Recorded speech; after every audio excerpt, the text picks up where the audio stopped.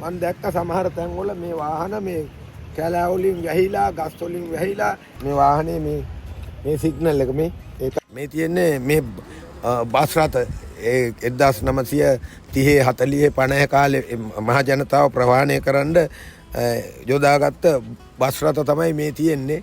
චිත්‍රපටි දෙක මේ වාහනය බන්ධනාගාරේ සිරකරුවන් රැගෙන යන සිරකරුවන්ගේ කටයුතු මේ වාහන දෙක යොදාගෙන තිබ්බා. යටත් විජිත කාලේ මේ සුජාතිකයන් විසින් ගිනි නිවන වැඩවලට යොදාගත්ත මේක අස්සයාගේ පිටේ ගෙනහිල්ලා මේවා භූමිතල කරප්තේ මේ තියෙන්නේ ලීටරයක මිල රුපියල් 9යි. හාට්පොට් අපි අද ඔයාලට තොරතුරු අරගෙන ඉන්නේ ජයකිරණ මහතා සතුව තියෙන මේ ක්ලාසික් වෙහිකල් කලෙක්ෂන් එක ගැන.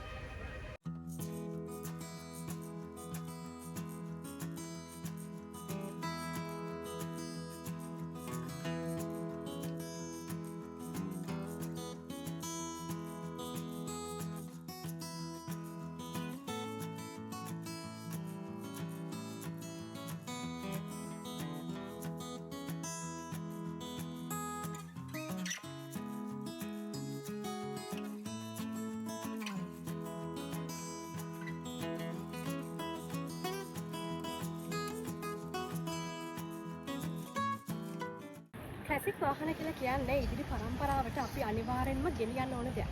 ඉතින් ඒ වගේ ක්ලාසික් වාහන එකතුවක අයිතිකාරයෙක් ගැන තමයි අද අපි කතා කරන්නේ. මේ තමයි ජයකර්ණ මහත්තයා. ඉතින් ජයකර්ණ මහත්තයා කියන්නකෝ අපිට ඔබතුමා සතුව කියන මේ ක්ලාසික් වාහන එකතුව ගැන පොඩි විස්තරයක්. දැන් ඔයගොල්ලෝ ක්ලාසික් වාහන ගැන තමයි කතා කරන්නේ. නමුත් මල් ළඟ තියෙනවා ඉතිහාසයේ ඉඳන් අපේ අධිරාජ්‍යවාදීන් ඒ කාලේ ඉඳලා පාවිච්චි කරපු සියලුම දේවල් මම හිතන්නේ මිල මුදල් එතකොට ආයුධ ආම්පන්න ඊට අමතරව ගෘහ උපකරණ නැත්නම් කර්මාන්ත ඇඳුම් මහන මැෂින් වර්ග ඒ වගේ සියලු දේම මා ළඟ තියෙනවා එකතුවක්. ඉතින් මම දැක්ක සමහර තැන්වල මේ වාහන මේ කැලෑ වලින් වැහිලා ගස් වලින් වැහිලා එහෙම මේ ගෙවල් වල දි รา පත් වෙනවා එහෙම.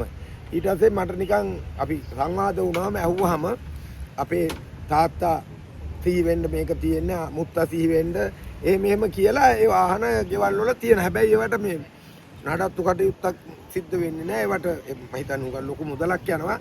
ඒ කටයුතු කෙරෙන්නේ නැහැ. ඉතින් ඊට පස්සේ මට නිකන් හිතුණා මේවා ඉදිරි පරම්පරාව වෙනුවෙන් මේවා සංරක්ෂණය කරලා තිබ්බොත් වටිනවයි කියලා. ඔබතුමා සතුව මේ වාහන කලෙක්ෂන් එකේ මොන වගේ වාහනද තියෙන්නේ? අපි මෙතනින් පටන් ගමු. මේක නම් මේ චූටි කාලේ මේක අපි ඇත්ත වශයෙන්ම අපි හිටියේ ගැල්නි ගංගායිනේ. අපි ඉස්සර ගැල්නි ගංගායිනේ ඉන්නකොට මේ මොරිස් මයිනර් වාහන වලින් තමයි සුදු ඇඳගත්ත ලස්සනට මේ වාහනේ දොර ඇරියාම මාර සුවඳක් එන විදියට පුදුමාකාර මහ ගාම්භීර මිනිස්සු වගේක් තමයි මේ මොරිස් මයිනර් පාවිච්චි කළේ.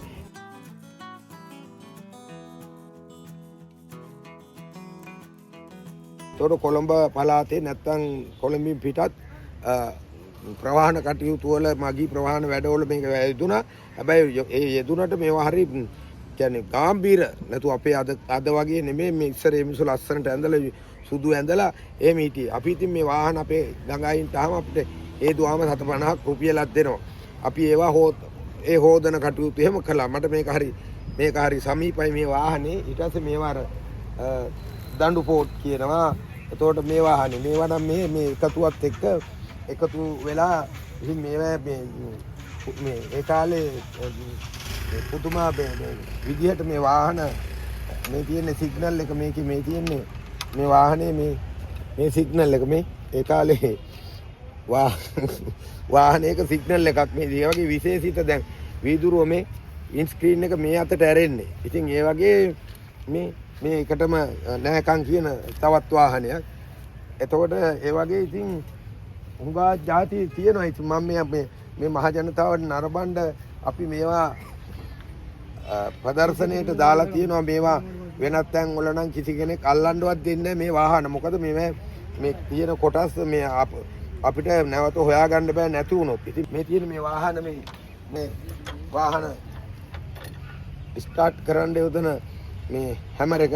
ඉතින් ඒ වගේ මේ හැම එකක් මෙහෙමයි මේක ඔස්ටින් මේ කාලේ ඔක්කොම වාහන මේ ආකාරයට තමයි මේ තියෙන්නේ මේ බස් රථ 1930 40 50 කාලේ මහ ජනතාව ප්‍රවාහනය කරන්න යොදාගත්ත බස් රථ තමයි මේ තියෙන්නේ. එතකොට මේ බස් රථ දැන් අද කාලේ පාවිච්චි වෙන්නේ බොහොම පරිස්සමෙන් අපි කැරියර් රථවල මේවා පටවගෙන සමහර විට නාට්‍ය වැඩසටහන් වලට නැත්තම් උත්සව වලට ප්‍රදර්ශන වලට මේ වාහන අපි මුදල් හරිනවා දෙනවා. ඉතින් මුදල් අය කිරීමක් කරන්න. ඉතින් අපි කොහොම හරි මේවා ආරක්ෂා කරගෙන පරිස්සම් කරන පොරොන්දුව මත දෙනවා. මේක හරි මේ වාහන දෙකම හරි ප්‍රසිද්ධයි.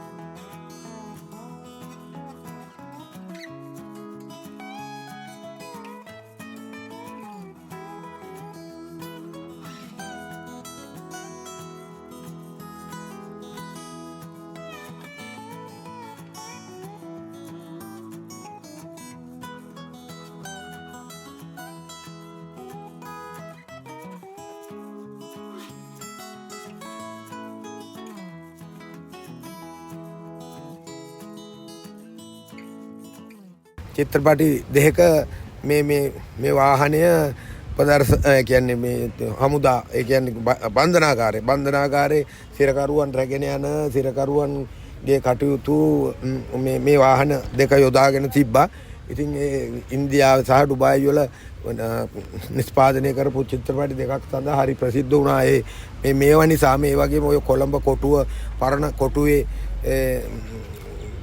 ඓතිහාසික බිල්ඩින් ආශ්‍රිතව තමයි මේ චිත්‍රපටි රූගත කරන්නේ. ඉතින් ඒවට එහෙම මේවා යොදා ගන්නවා.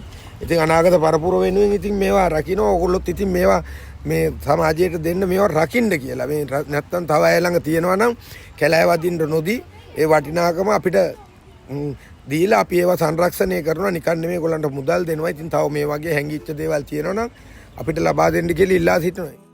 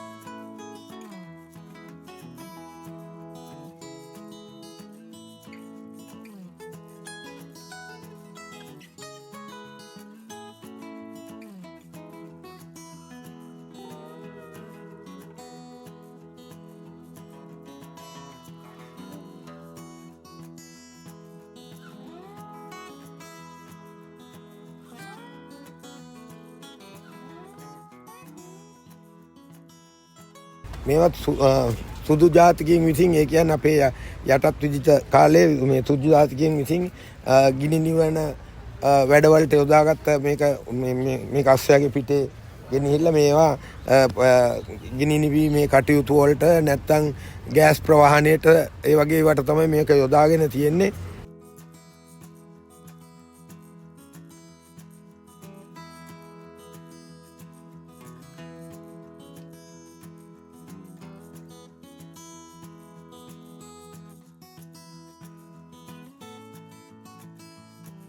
මේවා තිරික් කල්ලි ඉතින් මේ රික්ෂෝව ඒක තිරික් කලේ මේවත් තනිකර මේ මෑත යුගයේ හදපුවා නෙමේ මේ දෙකම ඒක තිරික් කලේ මේවා ඔක්කොම මේ ඒ කාලේ පැරණි ඒවා නැතුව මේ හදාපුවා නෙමේ. ඉතින් මේවා අපේ මම හිතන්නේ ඒත් ඕගොල්ලන්ට මතක දන්නේ මේවා ඒ කාලේ අපි කොළඹ පවා මේවා තමයි ධාවනය වුණේ කොළඹ.